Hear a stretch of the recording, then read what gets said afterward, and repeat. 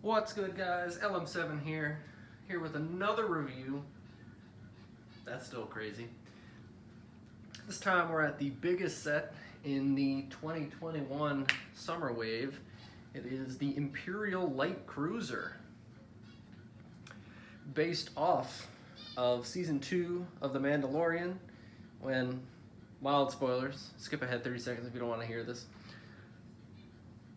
when the team boards Moff Gideon's cruiser to save Grogu, that he's been captured, and then Grogu gets sent off to become a Jedi, maybe. We'll find out that in this, maybe in season 3. Who knows? But this set I've actually been looking forward to a lot, almost as much as the gunship. Ages 10 plus, 75 315. Numerically, it's not the last set in the wave. That would be the Mandalorian fighter.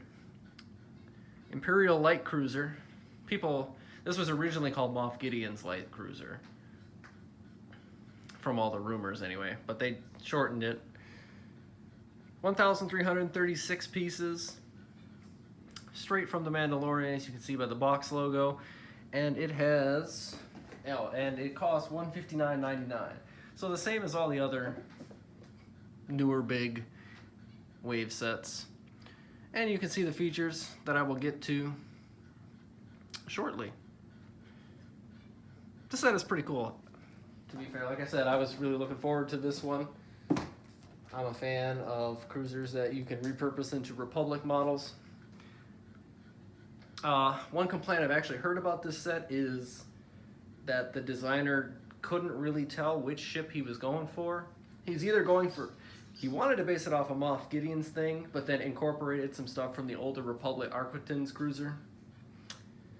And I'll show a couple of those things in a minute. But just like you'd expect from a big set, it is a pretty hefty instruction booklet.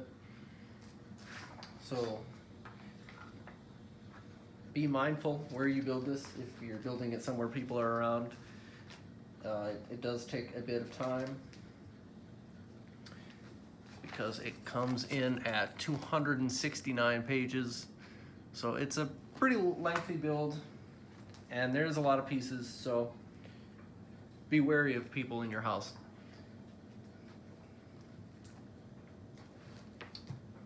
But it's a pretty fun build. It's a little tedious because, as all cruisers, you mirror one side, just doing it the opposite direction. So some of that is a little repetitive.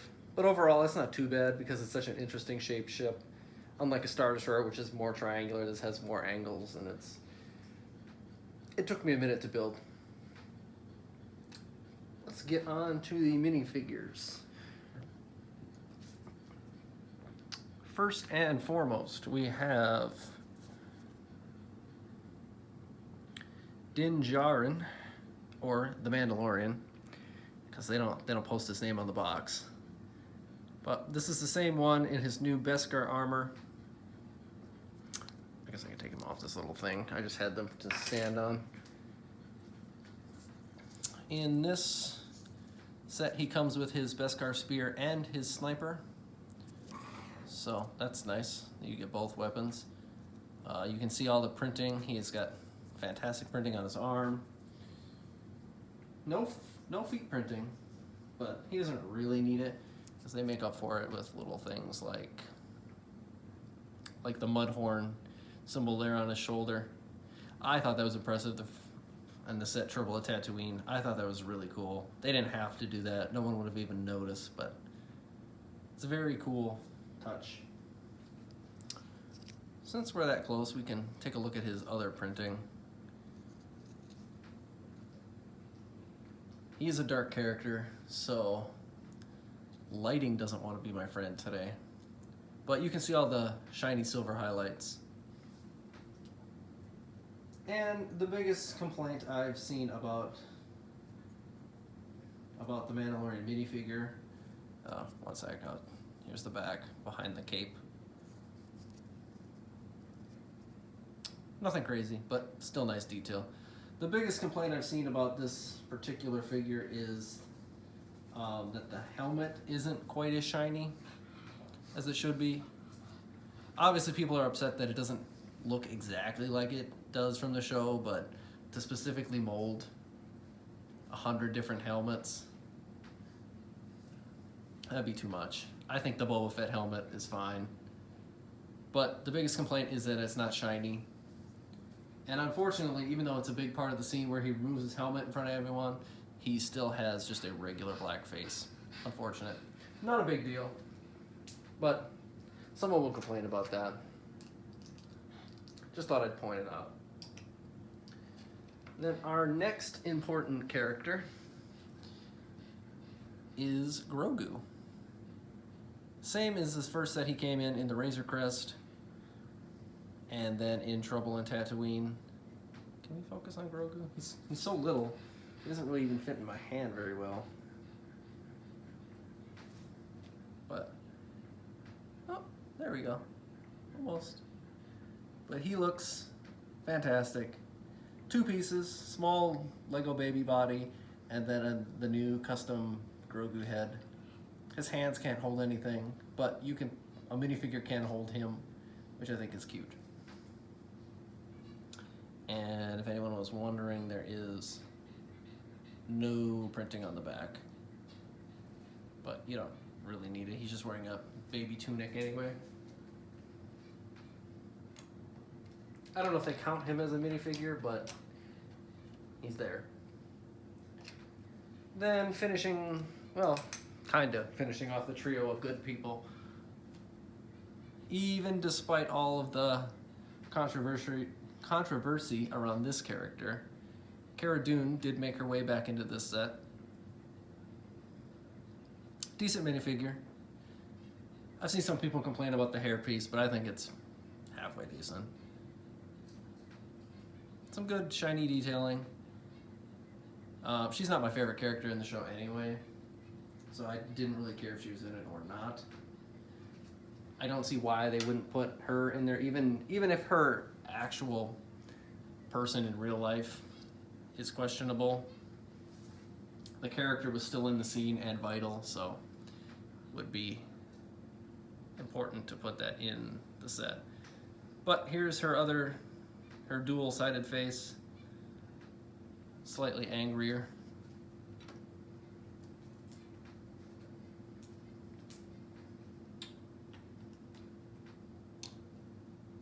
Then we have a former bad guy turned good guy, technically. We have the first edition of Fennec Shand, which people were very excited about. I was excited because it's in the Bad Batch show. And maybe we'll see another character, maybe another version of her in a Bad Batch set, if they make more. But I think they might. Maybe 1 or 2. Little ones. We shall see. But decent printing here. The only downside about her minifigure this time is that they don't give her a hairpiece. So even if you want to see her expressions, you really can't. Unless you want to use it, without the helmet on. But the helmet is a fantastic new piece, and the dual molding black-orange is cool. And you can see her eyes, which sometimes doesn't always translate very well in Lego form. Then we have another new character. All of the dark characters today in this set that we can see. Not at all. Cool. Is Moff Gideon. First time getting him in a set. He comes with the dark saber. They could have made a new mold for that or used a different mold for the blade, but I didn't expect him to. Why would they? They've done the dark blade they've done the dark saber like this every other time they've done it in Mandalore sets, so.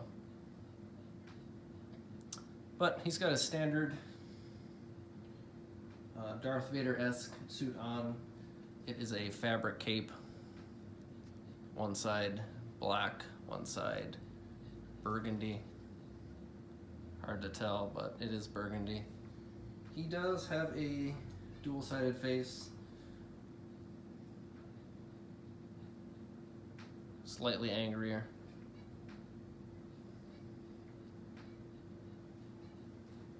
nothing too impressive about him, but it's nice to complete the collection. It is his cruiser after all, so why not? And then the last minifigure, which people are hoping for a battle pack, I'd assume, is the brand new Dark Trooper, which I think is a fantastic minifigure,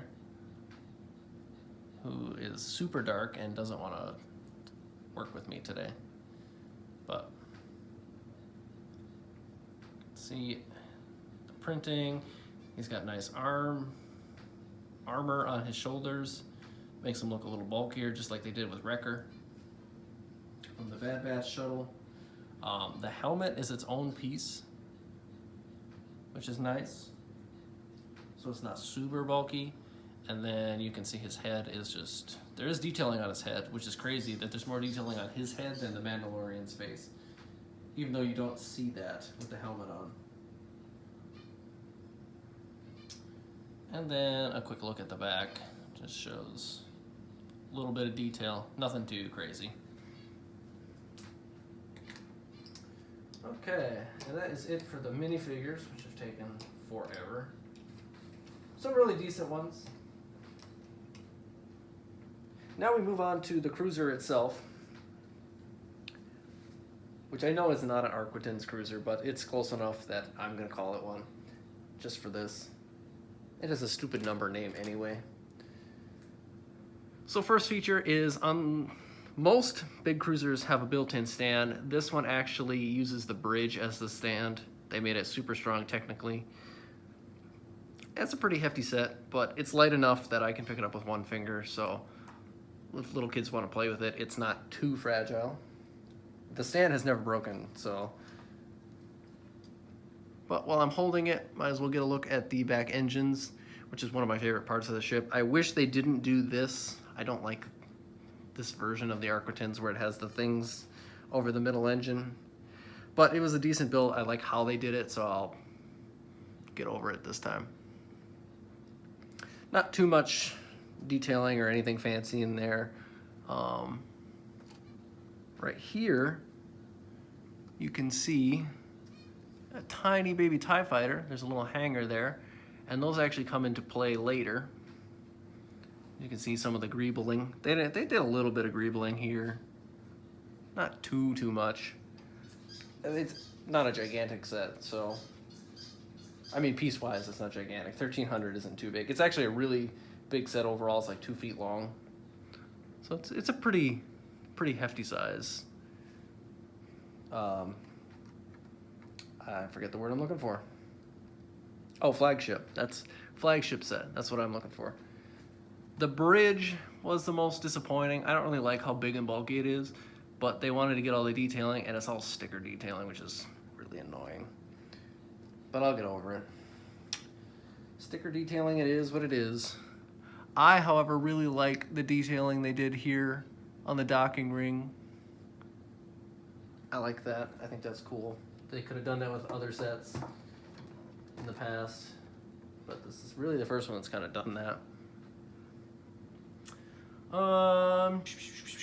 Like I was saying, these are the Moff Gideon version. Regular Arquitens don't have these gigantic blasters on the top, but then these little cannons here coming off the side are specifically from Arquitens. It's the same style as the Venator too, but Moff Gideon's doesn't have those little laser cannons.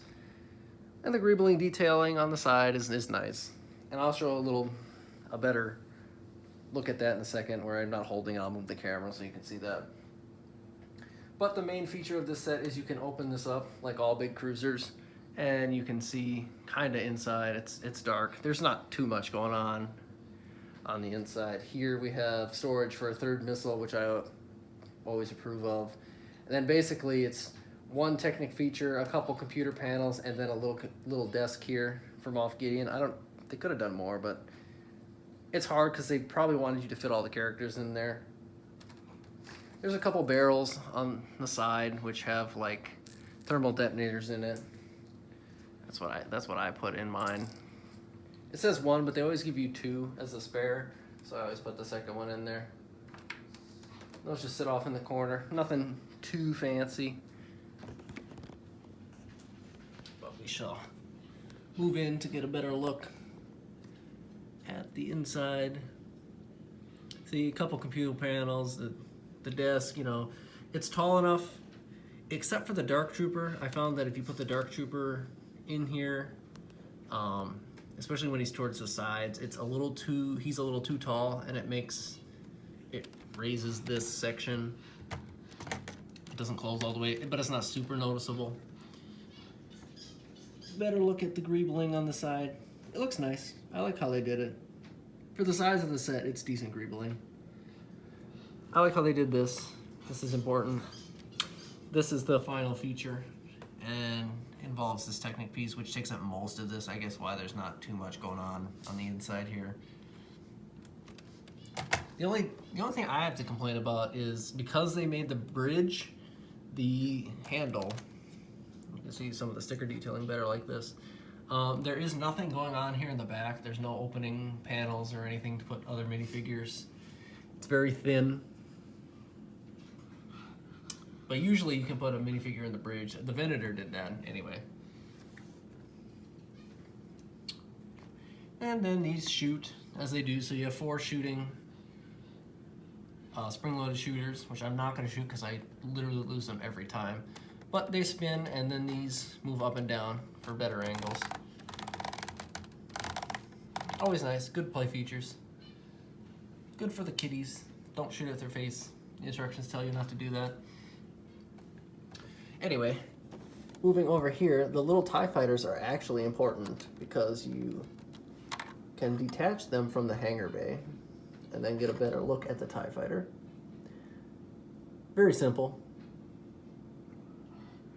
Like 7 pieces. But they did do a little printed part there, which is nice. But the main feature of the set, other than playing on the inside to recreate the final battle, is you take the TIE fighter and you put it on this little thing, and then you push this handle, and it's like it's firing out the TIE fighter from a hangar. People complain that this doesn't work too well. I think it works okay.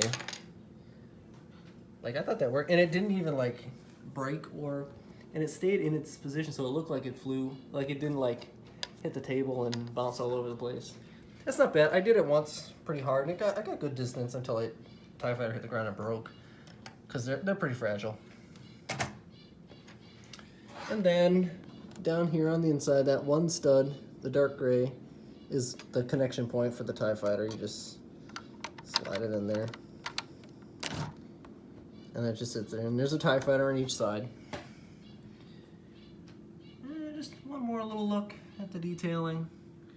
That's about it. I'd compare it to one of the other cruisers, but the way I have my shelves nowadays, I can't actually get to any of them easily enough to show you. It's the size you expected. I think this one's a little bigger than the Venator. It has 200 and some more pieces, so that's reasonable. It's because of this little bend here. That's why it's a little bigger than the other ones. The engines too, the Venator's engines are built differently. But I really like how this one turned out. Like I said, fan favorite set of mine. I was really looking forward to it. Is it worth $160? I think that's a little steep. I thought it was a little steep for the AT-AT as well. But I guess that's the new price for flagship models. I remember when it used to be $120. I thought that was great. $130 was fine too. If this was like $130 or $140, I think it'd be fantastic. So, you know, if you go to stores like Target or the Lego store and you have points or a VIP card or whatever, I'd use some points for this just to, if you have like $20 and stuff, to knock it down a little bit. Make it a little more reasonable. I didn't personally mind, but I think it's a little expensive. Still a great set. Definitely recommended. And even with the couple flaws in the design between Moff Gideon's actual cruiser and then a real Arquitens, I don't think anyone's gonna squabble over that. It's not a huge deal. Hardcore fans will know, but you know, kids playing with this to recreate the final battle along with a couple other of the Mandalorian sets that came out in this wave. No one will know, they just want to have fun. So, decent build, kind of steep price, but I'd still recommend it. And that'll finish up this wave, other than the Republic gunship. which will be next. The Ultimate Collector's one. Other than that, that's all the sets in this wave until September when the Mandalorian Armory comes out. Strange that it came out later than the others, but whatever. Sometimes they do weird things like that. It is exclusive after all. But thanks for watching. I appreciate it. Leave a like, comment, and subscribe.